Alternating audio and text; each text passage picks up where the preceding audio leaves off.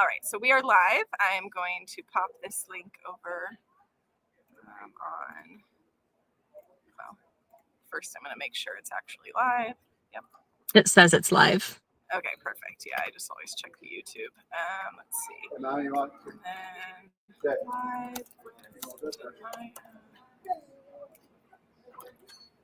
Not yet. Oh, where are you? There we go.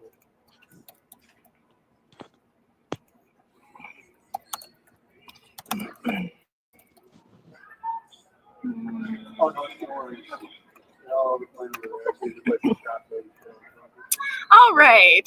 So it is. Well, it's morning where I am. Wednesday. We're here with Dania Cueto, and we are going to hear from her about what it's like working in a hospital setting and building a steady stream of referrals with through local hospitals.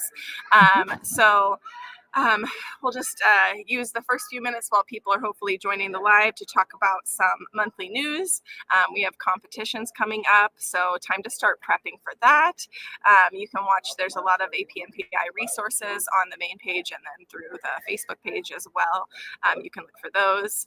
If you do have any questions about any of that, of course, you can leave a note in the Facebook page and myself or someone else can get back to you with the answers. And then after today's interview with Dania, we are going to be doing, if time allows, I'm going to be doing a image critique. There's a few people that approved me to critique their images this morning or this afternoon, depending on where you're joining from.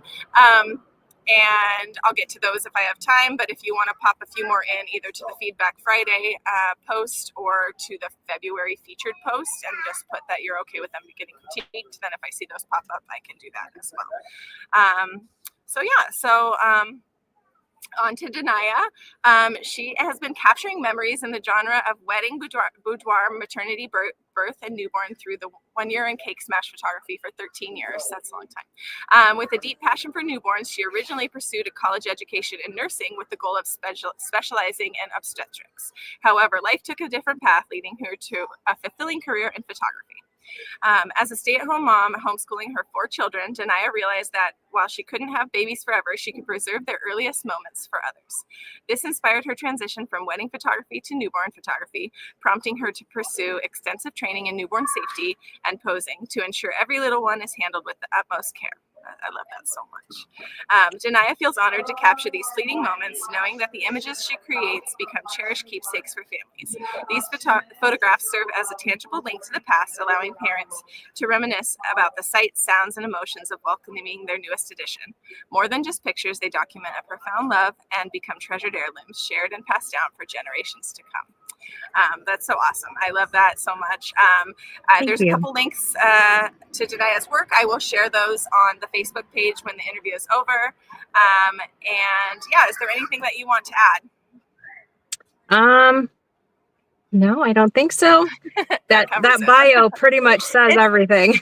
It's amazing how we all come to this so differently, but then I do notice similarities. I had a different career path myself and decided I wanted to spend more time with babies. I love babies, and really I love settling them down, which is kind of a funny, that's how I came to it. Oh, I'm really good at soothing babies. I should do this. Yes. So let's jump right into it. Okay. So you work in, so you primarily work in hospital doing, do you do Fresh 48s or? No, so I don't actually work in the hospital. Okay, you just work with them to get those leads. Okay, exactly. Awesome. So yes, I love that. They used to have someone come in and do that at the hospital, and then COVID happened, and they never brought it back. Okay, yeah, got it. Yeah, a lot of places, same thing. So, okay, good. That's good to know that that's where we're coming from here. And so you have your APMPI QNP certification, obviously, the qualified newborn photographer. And how has that positioned you as the go-to photographer recommended by these local hospitals where you are? Absolutely. So it was kind of interesting. I'm going to kind of tell the story in giving the answer. So I wanted to start reaching out to the OB offices, but I wasn't sure what kind of questions they would ask. And being from a smaller area, I knew that if I called an OB office and then I didn't know the answers, eventually I was going to end up calling that office again, and they were going to know that I didn't know the answers the last time. So I thought, I'll just call the hospital. What are the chances I'll get the same person twice there? Right. And Yeah. so when I called, though, I found out that the prior photographer that they had closed her doors like 3 or 4 months before and moved out of country. I'm sorry, not out of country, out of state.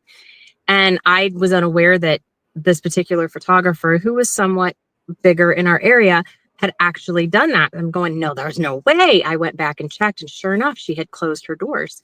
And so as they had said, we were looking for someone else, but as we've been looking, we just haven't found that right fit. So talk to us, tell us what it is that you do. And so when I started to tell them, and I mentioned that I had been safety trained and that I was a qualified newborn photographer, to them, that means very little. They didn't understand that. So I had to explain it's a non-regulated industry. However, I believe that there should be regulations when you're working with a newborn. They can't tell us what's wrong. And so we need to know what we're doing. And when I explained that to them and what all it entailed, they're like, oh, never mind. We're done looking. You're it. Oh, that's So great. yes, it literally was the safety training and the QNP that landed me not only in one hospital, but 2, and I'm now working on the 3rd. That's awesome. Yeah, Yes. it's such a good point, because I think a lot of people do assume that like we have licenses or something, because like so many, especially medical industry, like that's what they're used to. And it's just like, well, of course you're doing this, and so they take it for granted. But once you explain that not everybody has that, that's Right. what sets you apart. Not necessarily even that you do. I mean, and yes, you have to have it, to set yourself apart. But like the fact that some don't is really the scary part, I guess. Exactly. And that anybody can pick up a camera and go, oh, you know what? I think I want to play with newborns today. Yeah. I mean, yeah, no, totally. So then for you, I guess you said you wanted to talk to the OB department, but who is the best point of contact at a hospital when you're building that referral partnership, and how do you identify who the right person is? So in my case, I told the receptionist what I was looking for, and she literally sent me to this person, and it ended up being the right person. I'm not saying that that's going to be the case in every hospital, though, because in my case, I'm working with the prenatal education department. So I work directly with the director of prenatal education. And I would highly recommend that you go there, because in this, like for me, what they have asked me to do then is literally video record an entire session. Mm-hmm. And then they have me break it down into multiple short educational snippets. Mm-hmm. And they put that in their educational portal to educate all of the new moms on why it's important, even if you don't go with me, why it's important to ask your photographer these questions. How do they handle this? What is your safety protocol for that? So for me, it was working with the director of prenatal education. That's so great. And I mean, you're definitely providing a service then for them. Did you go into that with the frame of mind that you would be providing because that's like education for moms, or was that not your original? Nope, it was not my original thought by any means at all. And then, of course, because of the whole COVID restrictions, they had stopped doing in-person prenatal education. And they have just recently, in the last year, started it back up. But they just don't have enough people attending in person to make it worthwhile at this point. But the plan is for me to come in once every 3 to 4 months and actually do an in-person interview, conversation, Q&A type thing with the moms of the prenatal classes. Yeah. So would you recommend to someone else then starting with that and saying, this is something that is, educational for parents, something parents need to know? Or you Oh, focus more on, absolutely. Yeah. Absolutely. And that would be one of the things that had I known, I mean, it was pretty easy apparently for me to get into the hospital Yeah, using it just sounds like it just was the meant to be. right, just the training and stuff like that. But for someone who may not who may be contacting a hospital that they're not physically looking or actively looking for a photographer at this Right. time, but you want to get your foot in that door, absolutely tell them, hey, not only am I, safety trained and a QNP, but I also can provide you educational material for your prenatal classes so that parents know what to look for. And that is kind of key in getting into the hospitals, is not only having set yourself apart with this training, but what can you offer them? It's not about, you don't want to make, is it about the referrals? 100%. Yeah. 100%. But I don't want to go in there with, hey, could you Hey, I refer want me some to your referrals. Yeah. people? Right? Like that's Yeah. not how that No, works. that But doesn't work. Then they're like, no, we got someone. Bye. exactly. But and I've actually had someone try to boot me already. It's funny. Oh, Actually called the director of education and wow. told them that I'm no longer doing it. And she contacted me and goes, is this true? Oh my Yeah. gosh. That's shady. It is. It is. But I'm like, I mean, But because I you can't. have that relationship, you're not just a person on a list. Like this is a Exactly. relationship. This Exactly. is something you're offering them. That's super Exactly. important as a distinction. That's cool. Okay. So then I mean, maybe, yeah, I guess like what's the best way to introduce yourself so that you make that lasting impression and earn that trust? And I guess it's what you're saying, like, tell them what you can offer, but do you want to expand on that or just? Sure, sure. So when I first got a hold of the director of education, of course, you always say, hi, my name is Dania. I'm with On Cue Photography, and I would like to discuss with you the opportunity of possibly providing your facility with beautiful wall art to put on the walls and educational materials to teach new upcoming parents about the importance of safety for their newborn photographer or their newborn photographers. And in return, putting my information as a referral into their discharge papers or their prenatal paperwork or whatever.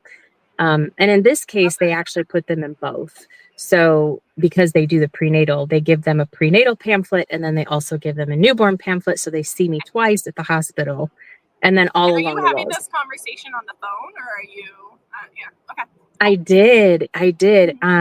It wasn't until I delivered my first gallery of images for them to hang on the wall that I actually met the director in person. Oh, wow. Okay. Yeah.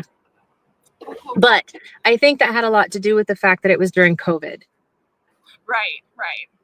Yeah. That makes sense. So Yeah. they might want to have face-to-face meetings.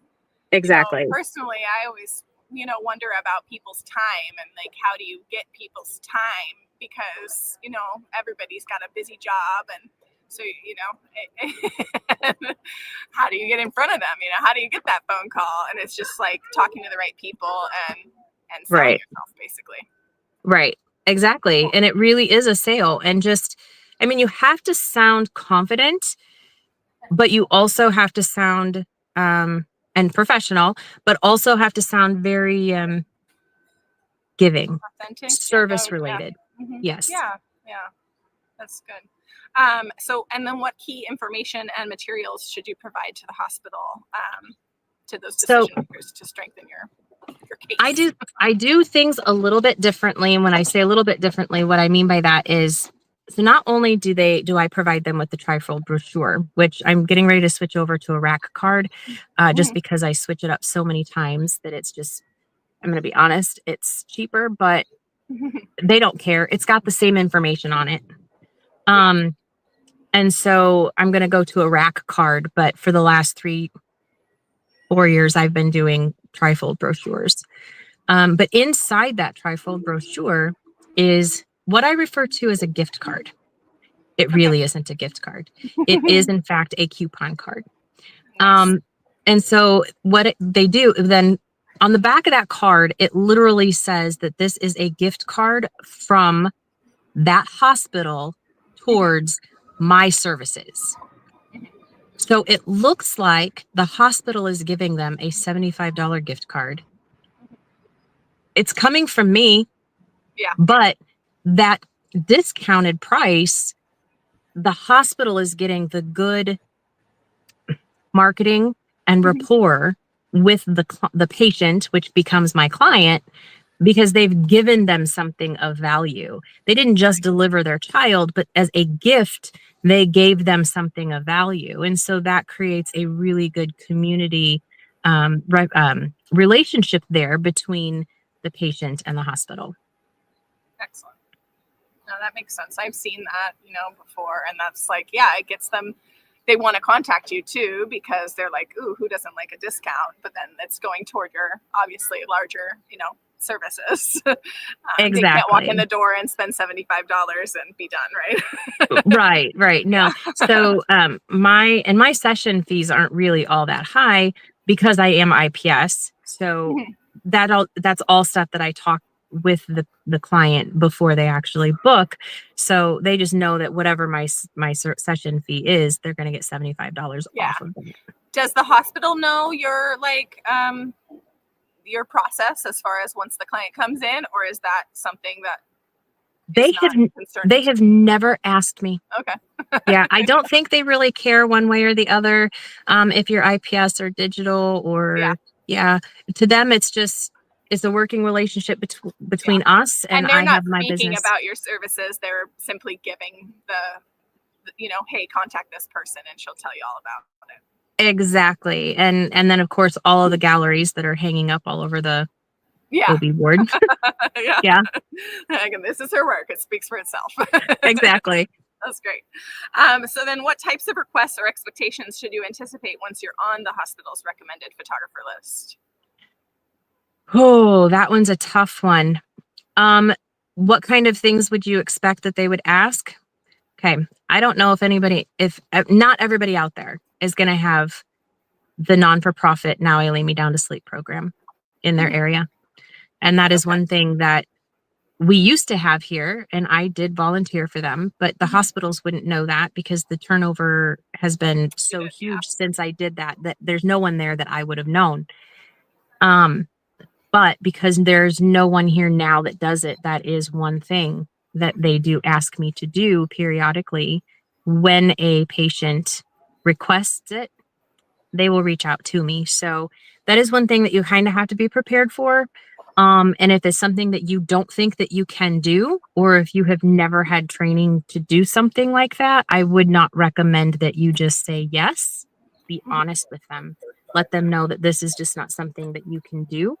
I'm not going to lie. It's heartbreaking, but it's also very rewarding because you're giving them something tangible that's going to prove they had this, right? It's like a tangible evidence of a life that existed but isn't here. So it's rewarding, but it's hard. So if you don't think you can, be prepared. They're going to ask, and just be honest. Yeah, no, that's a really good point. I used to do those quite a fair bit, and it is a lot. So, and if anybody's interested to hear more about what that is, feel free to message me because I'm happy to talk on it. It's a lot. That's important to know. Are there any other requests that's the biggest ask maybe as far as an emotional thing? Yeah, they really haven't requested anything. I reach out to them about every 3 or 4 months, ask them how they're doing on their marketing materials. Do they need more? And then I just provide them with it whenever they need it. There's really not a lot of contact once you get everything squared away with the marketing material that they can put into their discharge papers or in their prenatal care pamphlets, and getting the galleries. That's the big thing. And I know that it's yes. Your wall galleries. It is an investment. Don't get me wrong. I don't know if you have pictures that you're gonna put up for people. Pull those up. Okay. We can at least pop them in the chat too.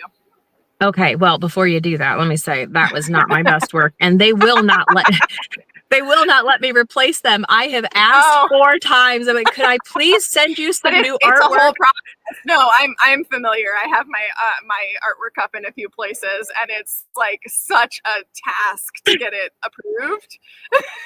Yeah, so They're just like, yeah, no, it's good. We love these. And I'm going, but I uplit and that they one. have like photos from the 70s and 80s, you know, in some hospitals, and then they're like same thing. They're like, we have art. I'm like, but what I do is different. It's more modern, you know, like Exactly.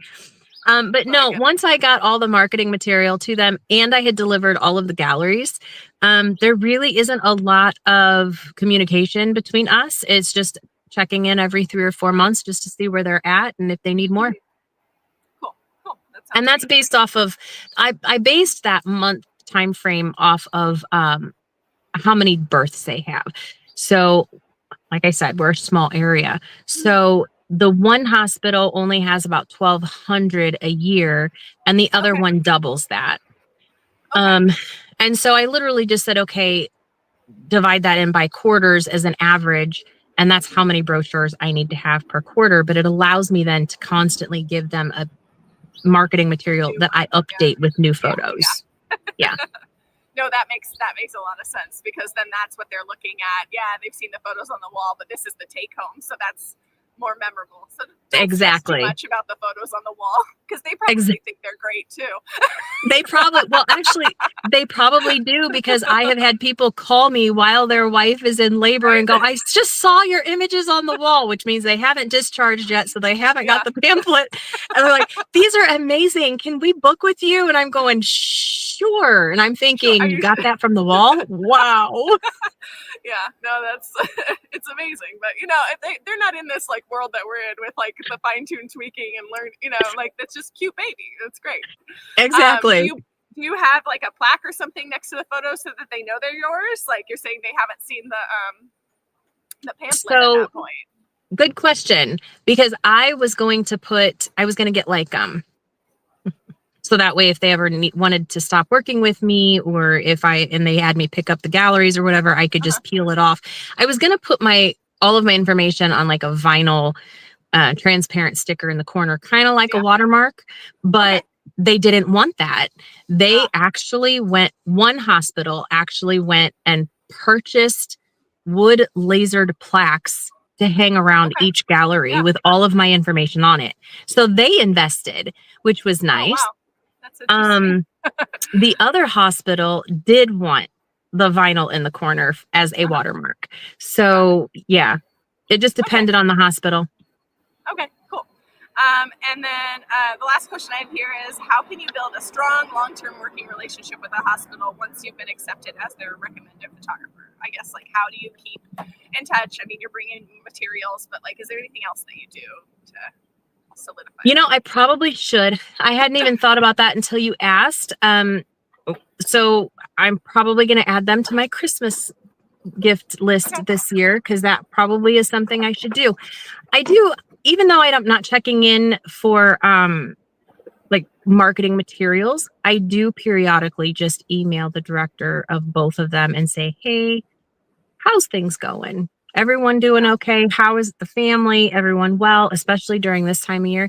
And not so much because I'm needing or wanting anything, but just trying to keep that line of communication open, the rapport. I'm more personable with them. I care about their family. So honestly, I think that might be one of the reasons why they reach out to me when someone else was like, hey, by the way, she's not doing this anymore, because we had that line of communication.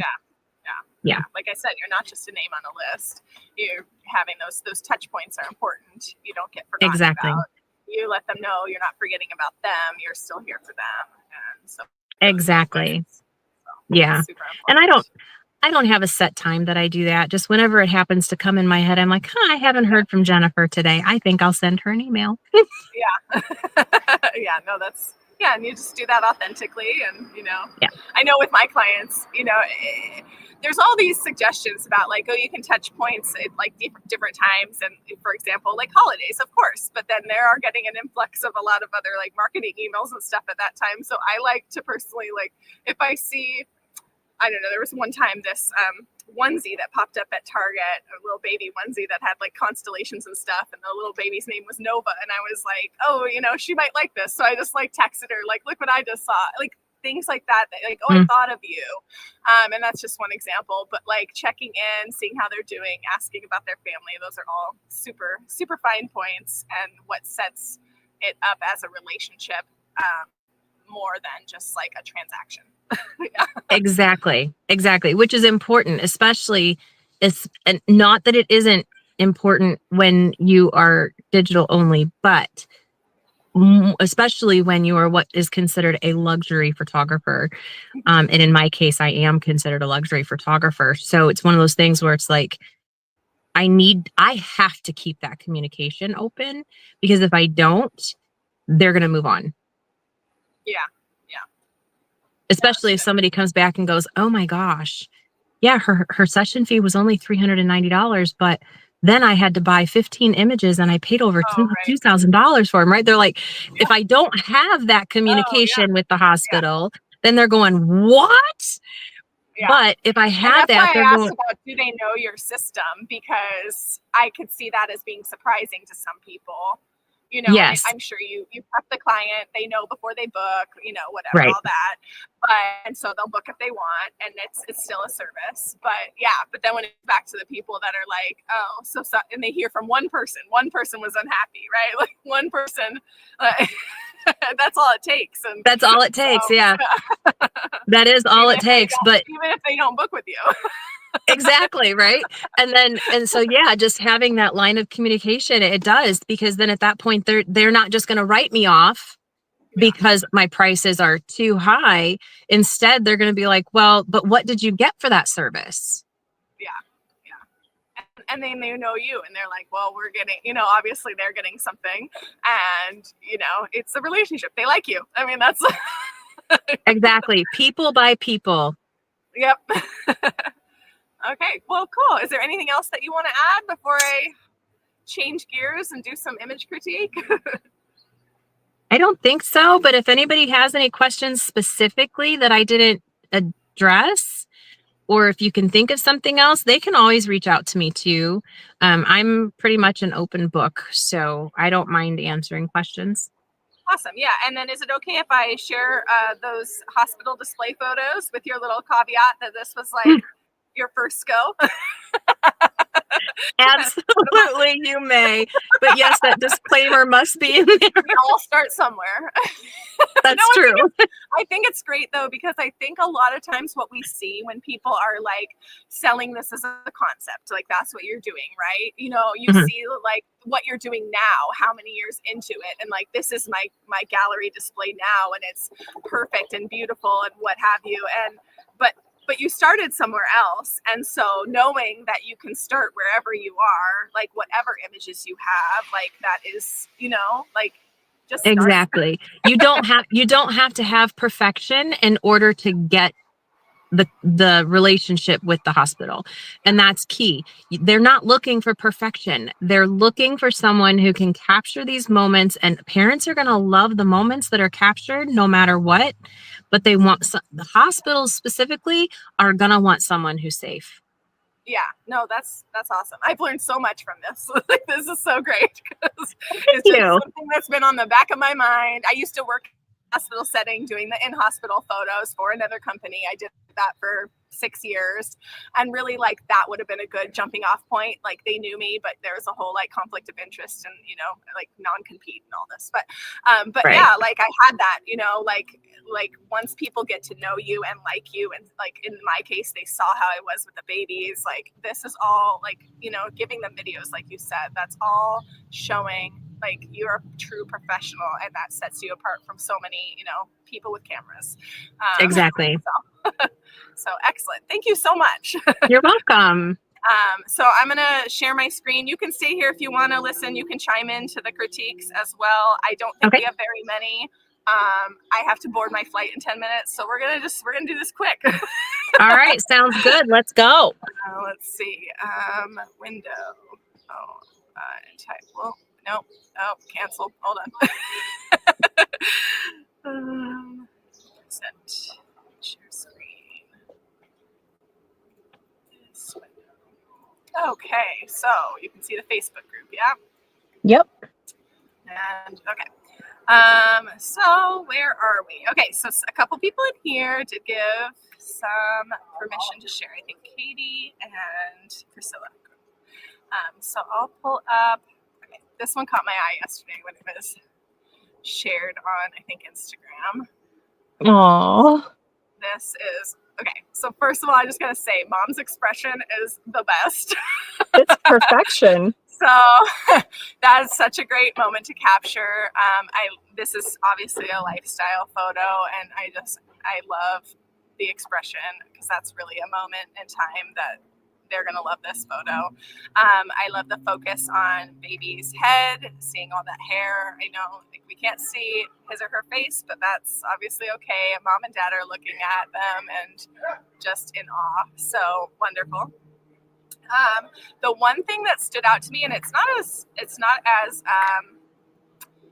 stark now that I have it bigger than on my phone, but right here by Dad's face, like when I was looking at this on the phone, this background and the light on his face just blended into one. There was no line of his cheek. I can kind of see it now, but my eye, after looking at Mom, because that drew me in for sure, I looked right here at this kind of rectangle of white, and I was trying to figure out what was going on there. Now I just see that it's the light on his cheek and the light on the wall are the same color, and there is a small line here, but I don't know if there would be anything to do to make that line a little more distinctive. Are you seeing what I'm seeing? Like, you're on your phone I am. right now, right? So that was the only thing, but as it's bigger, like, I think you understand, like, it's more clear. I don't know, but I would look at that and see if there's anything that can be done to separate those two. Oh, it's interesting. I can zoom in on the live. Oh, So really? yes. Once I zoomed in on that, I can now see the edge of his cheek. Yes, but it does look Right. like a missing spot of the face. Right. Yeah. So I was like, what's falling on his face there? Is it like, anyway. I love it. I mean, I might pull out a little bit more just to see Mom's arm, how it connects to her body. But I mean, I'm a tight crop person, so I mean, I might not do that, but but that's one option. But yeah, no, it's beautiful. I think black and white was a good choice here. So yeah, let's see if we have one from Priscilla. Have I done this? I think I did that one before. Let's see. Okay, I don't think we've critiqued this one in the last month. Oh my gosh, so cute. All right, so my screen is glary, so I'm gonna just fix that. This is a super sweet pose. The first thing that stands out to me is just like how calm he looked. I think how calm he looks. That's super. I don't know. I think that makes the photos more sweet, right, when they're calm. If I had to, or she, maybe she. I see a bracelet. Okay. If I had to say one thing, I might say I'd work on opening that bottom hand so that I could see the rest of the fingers. And then maybe reducing the brightness of the bear. This might just be my screen. It's a little funky right now, but it is brighter than the baby's face, so my eye does go there. But I love the composition. I like this. I think we talked previously on Feedback Friday about the angle of the floor and like either, going for a true horizontal lines or purposeful, 45 degrees, but not in the middle. And I think this nails that perfectly. And the baby's well positioned in the bowl. Looks super comfortable. And again, this might be my screen. There's a little bit of brightness like on the forehead and on the legs and wrist. Oh, I guess I can use my mouse like here and here. This might be the contrast on my screen, but I would just watch out for those because those look like a little bit hot spots that might might be able to reduce the exposure just a tad. So it's interesting because I noticed the same thing you did about the hand, not having those fingers out. It almost looks like he might be missing part of his hand. One way to avoid the highlight being too high on the prop, though, is don't put the prop in the light, put the prop in the shadow. Totally. That's a good suggestion. Yeah, the light is certainly coming from here, so it's hitting this and this first. So. But beautiful photo, beautiful colors. Let's see if we have any more. That said yes.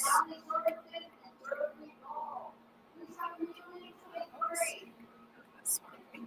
Oh, no, that's Jackie. Okay, we'll do this maternity one. Oh, look how, like, at peace she is. So this, this is gorgeous. This is not, I don't do this style of photography at all. It looks like she's out in the snow. Correct me if I'm wrong. That's snow on the ground, yeah? That's what it looks like. I'm like, where are we? This is so foreign to me. I'm in California, so. But yeah, that's gorgeous. It's a really simple, but peaceful photo. I love the pose because it is different than, it's a 90-degree angle, but I like how her face is turned and just the arm behind her that adds something to it. And the hair in her face might be bothering me a tad, if that's something that could be cleaned up just over her eye, I think mostly, that if I'm being real picky. But I think it's exposed well. Trying to see here. I'm like getting really picky now. I don't know if this is like the tree ends. I actually like how this is, how you see the like fork in the tree. I might pull mom's arm around a little bit more in front again, so we can see kind of where that hand is coming from. But these are little picky things. It's a really beautiful image. Yeah, not much else to say. Anything you want to add tonight? No, I love it. It also is not my style. Not that it's a bad style. It's just I'm more high fashion. So I tend to add volume to the hair and put the boobs where they belong and like all of the things. Yeah. But when you've got, like the lines in the background, you really couldn't do that very well unless you're very well versed in how to freeze in Photoshop and all of that. So no, I think it's a beautiful image. Yeah, and again, like the lines are like perfectly horizontal, so I think it's all right. Like as far as that, I mean, there's the fence here that's a little different, right? But I don't know. I think if anything, for me, it's kind of like leading lines into the belly here. Yeah, yeah, but yeah, no, it's pretty. And they made sure that the line did not go through the neck to cut her head off. So right. that was that was mindful. Like, I think that's like just as important as stating like critiques, like just like those things that you might not think of in the moment. Like remember those things because through the head, no good. But the angle at which it's taken allows her to be above that, so that's good. Awesome. Exactly. All right, let me see if anybody put any, because I think those are the only three, except this one, but I think we critiqued this one last time. Let's see.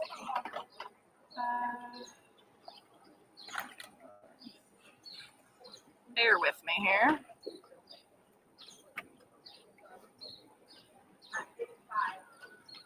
We've done all these. Yep. Okay. So I think those are all the new ones. If I missed any, I'm sorry. I'm sure we'll do this again. I do have to catch my flight. But thank you for those who did share or allowed us to critique your photos. It's super important, especially with the competitions coming up, to just kind of get that feedback. And so you can either, re-edit photos if you want to, or do another session, and then, submit the photos you're most proud of to the competition, because that also sets you apart. Speaking of, yes, the safety training is really what the hospitals care about, but when you're setting yourself apart to clients then that are coming in, being an award-winning photographer means something to them, and as does the safety training as well. So if you haven't done the QNP, look into that. It's super important. Any last words that you want to add, Dania? Don't be scared to call, guys. I was so scared to call the OBs. That's why I went to the hospitals first. Honestly, just take the step, call, tell the receptionist what it is you're looking for. That you may have someone else that you're going to have to speak with, not the director of prenatal education, but just making the call. It's kind of like wanting to lose weight, right? The hardest part is the first step into the gym, right? This is the first step, is to make the call. It's the hardest step to make, but it's worth it, because even if you don't land it, you got plenty of information on the questions to expect to answer the next time. Right. And then it sounds like it was pretty easy with your first hospital, but then how much easier was it to then call the next one and then, work with the next one? It was a lot easier. And honestly, I wasn't going to call the second one. But then I got to thinking, it was like months later, and I realized, wait a minute, I think the same photographer used to do both hospitals. I probably should call them. And now that second one is actually, so the first one is a private hospital. The second one is a network. So now my third one that I'm working on is part of that network. So now that I'm in the network, foot in the door. It should be a lot easier. I'm not even the one making the connection. The second hospital is making the connection with the third hospital. Nice. And only because I had a client come in and she was like, I even asked if they had recommendations and they said, don't know, just research it. I went, what? That's no good. I need to get in there. So, yeah. That's great. Well, thank you so much for sharing. I'm sure people will have questions. I have a bunch of questions. I will be messaging you. Absolutely. So be prepared. Okay. Have a great rest of your day. And thank you. You too. Have a safe flight. All right. Bye. Bye-bye.